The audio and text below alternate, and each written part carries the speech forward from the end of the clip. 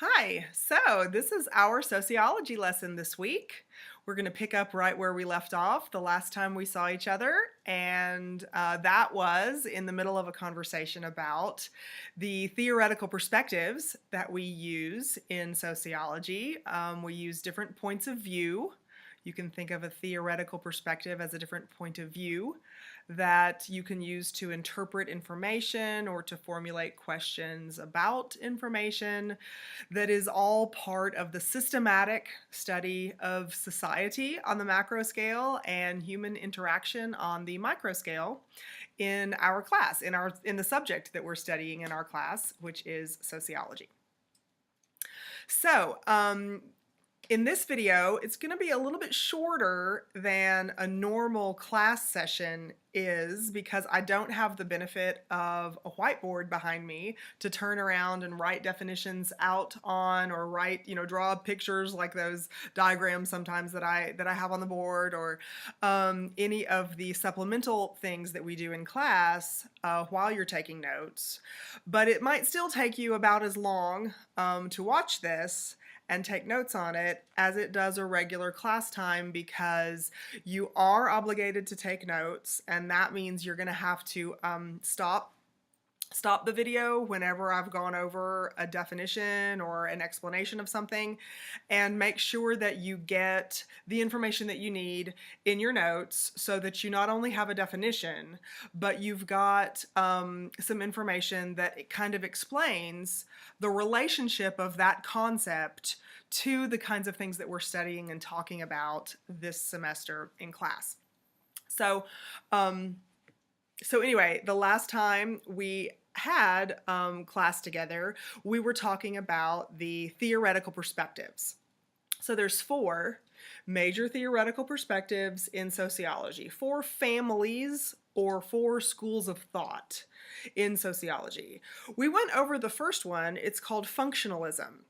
So functionalism is a macro scale point of view that considers society as this structured thing that is made up of different systems that are interlocked and connected together in predictable patterns. And together they take care of the needs that a population in society has, and it makes society move through time in a stable, orderly fashion. Generations of people come and go, but society is there plugging along and keeping life going from generation to generation. So there is a metaphor that you can use to understand, or to help you understand, the way a functionalist thinks of society on the macro level. And that metaphor is that society is a system. Society is a system, just like the human body is a system. You can use that allegory there. So the human body is a system that's made up of different parts, like the brain and the circulatory system and the heart and the lungs and the gut and all these different kinds of things, right? Keep on going. And all of those things are connected together and linked, and they make the body stable, right? They make when they're working properly, when they're working in their predictable way that they're expected to work, all the other things that they're connected to are working well also.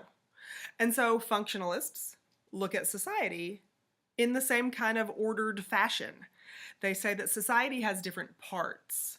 You can call those parts social institutions. That is a vocabulary word, social institutions, that we will cover in more depth next week in class. But the social institutions are interdependent parts of society that are connected together, linked together, to make sure that everything in society happens in a stable and orderly fashion across the long haul. So that's the way a functionalist looks at society. And I believe the last time we were together and first learning about functionalism, we used poverty as an example. So poverty is a part of society that has been around for as long as you can study history, and it's here today. And in the future, there's not really a time that looks like poverty is ever going to be extinct. So a functionalist, you don't usually think of poverty as something that's pleasant or happy. You think of poverty as something that is a really depressed condition, unpleasant to be in. but that is a micro scale point of view. And a functionalist is a macro scale sociologist. So they look at social conditions like that. They zoom out and look at society from the macro scale. And they say, okay, if poverty's been around for a while, even though it might seem negative, just the word poverty has a kind of a negative connotation. It's been part of our society for a long time, so it must have a positive side also that contributes to the stability and order of society across the long haul. And one of the ways that poverty, using a functionalist perspective, a functional analysis of poverty, one of the positive functions that society has on, that poverty has on society is that it ensures that some people are needy enough to take jobs that are otherwise undesirable. If there is a person who has a higher level skill or a higher level education than, that gets them a higher level job at higher level pay with more social respect or something, they don't have to take what we call dirty jobs, which is a sociological term that we use to refer to jobs that are unpleasant, jobs that you don't want to do the rest of your life, jobs that are necessary for society to function properly, but they're undesirable. So if people are hungry enough or unskilled enough or needy enough or whatever you want to say, if there's a large section of the population, fragment of the population that is impoverished, then those people have more motivation to do the undesirable jobs than, say, someone who has a higher education or specialized skill level. That's a functionalist outlook on it, okay? Or another thing is that poverty in general, since poverty is a situation where people spend most of their time in need of help and support, lots of jobs are created in our society, or in societies, across the world where poverty exists. Lots of jobs are created to try to alleviate the unpleasantness of the life experiences or the uncertainty of the life experiences of people who live their lives in poverty.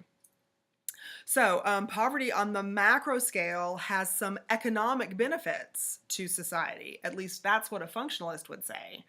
Poverty on the macro scale has some economic benefits, and those economic benefits are that low-paying jobs, undesirable work that's necessary for the stability of society gets done because there are some people who need the jobs badly enough.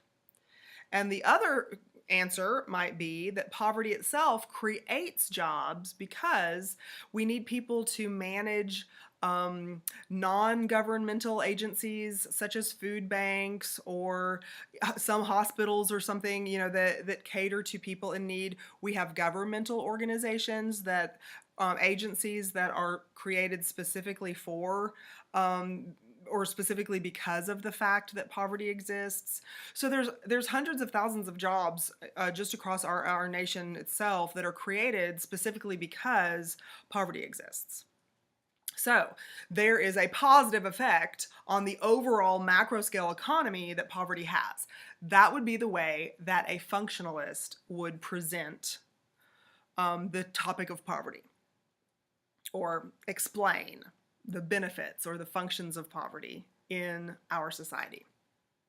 Okay, so that's what you should already have in your notes. I hope that if you have any holes in your notes that you just noticed from having listened to that brief review, that you'll go back right now, you'll stop the video and you'll go back right now and fill in the gaps of some of that discussion that, what you recall from that discussion that we had the other day in class. So you can fill in the gaps in your notes. Okay, so that functionalist perspective is a very long-standing theory that many of the old-timer sociologists that you'll read about in chapter 1 used. Many of the very first sociologists that we ever had used functionalism in precisely the way that I just explained it to you. So they used that to affect the way they interpreted things in society, the connection, trends across the board on the macro scale. However, there is another point of view altogether. Point of view number 2, or theoretical perspective number 2 on our list of 4, is called conflict theory, or social conflict theory. Some textbooks call it social conflict theory, and I'll explain the social part in just a second. So, social conflict theory has one thing in common with functionalism, and that is that it uses a macro scale point of view in its analysis of the dynamics that are happening in society. So it and functionalism both use a macro scale perspective. That's where the similarity ends, however. Social conflict theory, it does not look at society as just like filling the needs and being stable over time. Social conflict theory, the word conflict, it comes from the different classes that we have in society and the different levels of access and rights and privileges that different social classes have.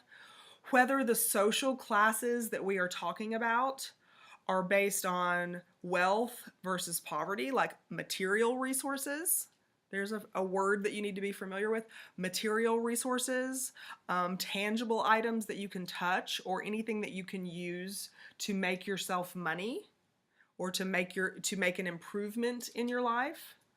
Or are we talking about unequal levels of privileges and rights? For instance, at one time in our society, women did not have the right to vote.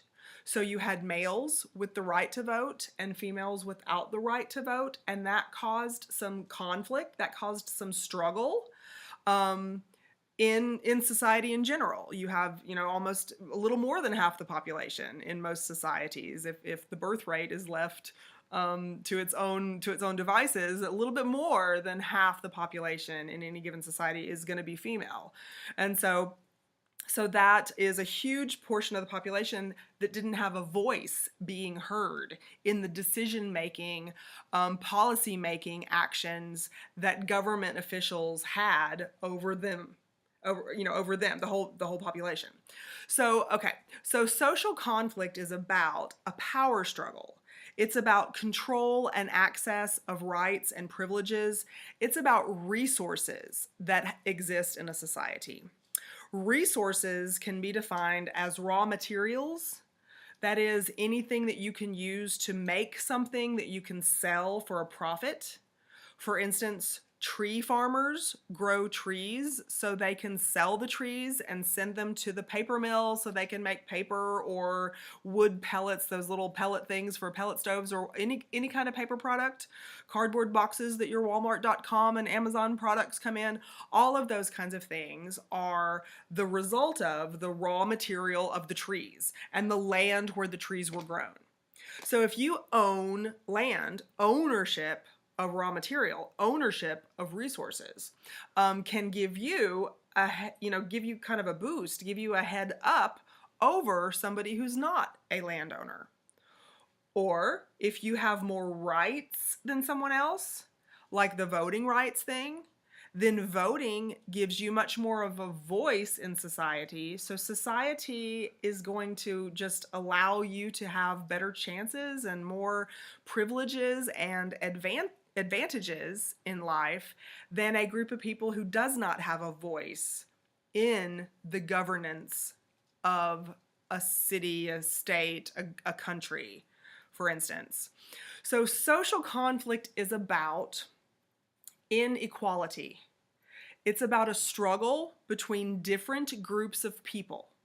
You will hear me talk about the struggle between different groups of people, the haves versus the have-nots.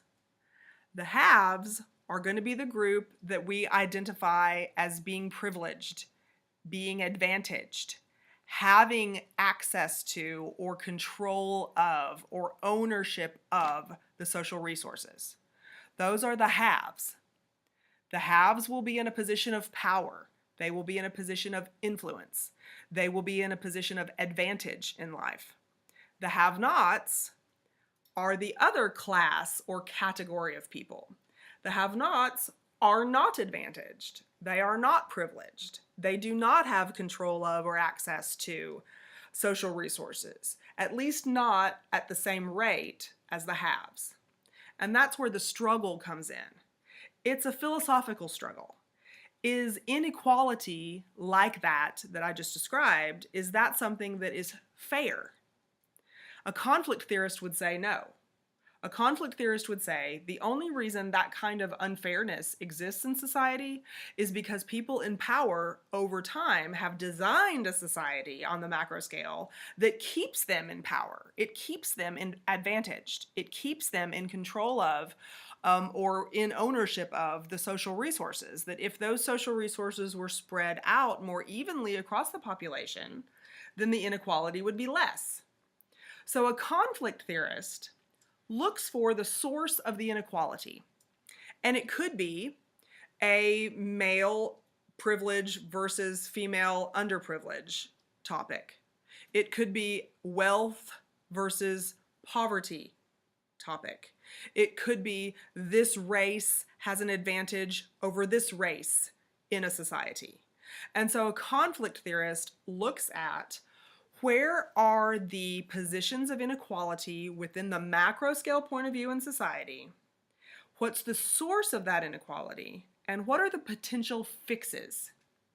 So a conflict theorist, when someone who uses conflict theory undergoes a study of society, they are going to formulate questions about society that try to get at where the source of inequality is.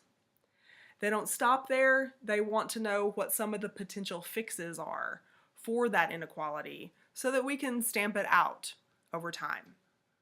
So it's a very, very different point of view from the macro scale point of view that functionalists use. The macro scale point of view that functionalists use would say, oh yes, there's inequality in society, sure. We need inequality in society because there's different value placed on the work that needs to be done, and so we do need to pay this person more for the more challenging work or more difficult work or work that took many, many, many more years of training than some other work. So we have to pay this job more than this job. That's just logical, a functionalist would say. A conflict theorist, on the other hand, would look at the really inflated salary of this person and the really underpaid salary of this one and look at the vast difference between wealth and poverty in society and ask the question, how do we level out? How do we bring these people into a more level playing field? Maybe it can never be exactly level. A conflict theorist would like it if it could. Maybe it wouldn't be exactly level. But how do we level the playing field as much as possible to avoid unfair advantage of some and unfair disadvantage of others?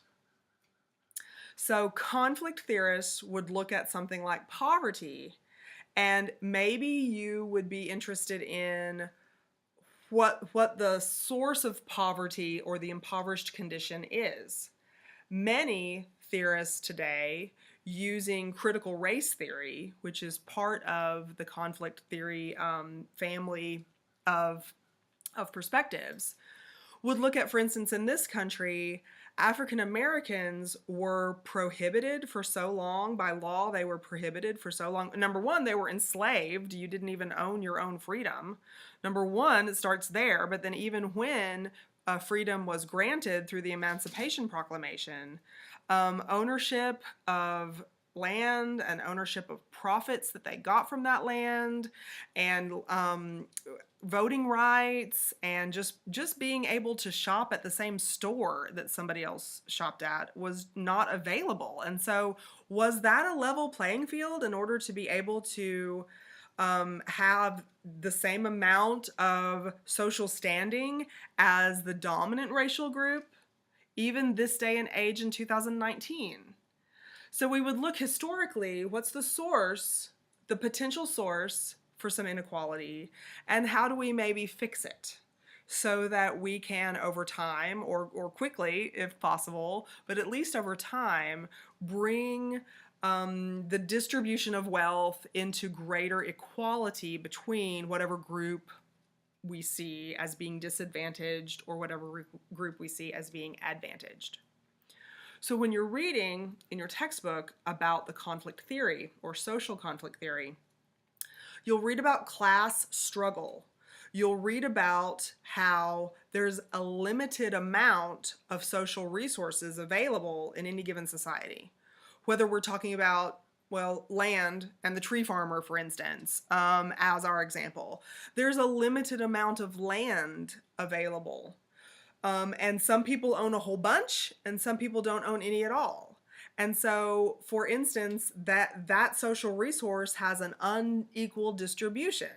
Therefore, some people can be advantaged by it, while other people can never hope to be advantaged by it because it's not for sale and they can't afford it anyway. So they can't get ahead from that kind of thing. So social resources are limited, whether it is a physical thing that you can touch like land, or whether it is something abstract like rights or privileges in society. So anyway, that's what social conflict theory is about. It's a macro scale point of view, so it would not look at the you and me level unless you want to look at a particular example from the micro scale that illustrates a macro scale social trend. So with functionalism and with conflict theory, excuse me, with functionalism and with conflict theory, you're looking at society from the bird's eye perspective. You're looking at society as a whole, and you are looking at trends across the board in society and not specific examples of micro level behavior. That's going to be another perspective, the third perspective that we discuss in another video for another class. But for this class, you must read the section in your textbook that covers functionalism and conflict theory. That's in chapter 1. And yes, review this video, stop this video, take notes on definitions and explanations of this video, compare what I said in this video to what your textbook says, choose a topic from this to write your reaction paper for this week, and then look on Blackboard for instructions about how to submit that reaction paper this week, and text me with questions because you have my phone number. If you don't have my phone number, shame on you. It's in our Blackboard class, and you can log in through the portal and access Blackboard, and you will see a link that says instructor cell phone. So it's right there for you to contact me via text message anytime you need to. And okay, so get busy doing that. Look for the instructions that you have in Blackboard, and look for me in another video to replace our other face-to-face class that unfortunately had to be canceled this week. Thank you for your time. Bye.